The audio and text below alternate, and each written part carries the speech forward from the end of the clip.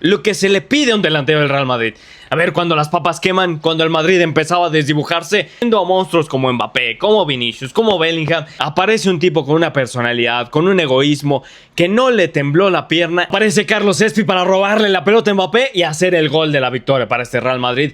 2-1 se lleva el Madrid estos primeros puntos en la nueva era de Mourinho, en un Madrid que empezó con mucha intensidad, que se empezó a ahogar tras la salida de Arda Güler. 20 minutos en donde no encontraba el arco, aparece una jugada individual por parte de Mbappé y una personalidad de un tipo que acaba de ser contratado, que es su primer juego con el Real Madrid y resuelve de una manera espectacular.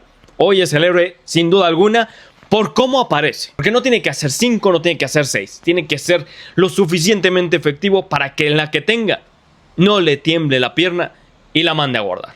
Y hoy Carlos Espi lo hizo de manera perfecta. El Madrid se lleva sus primeros 3 puntos, pero ¿tú cómo lo viste? Te leo.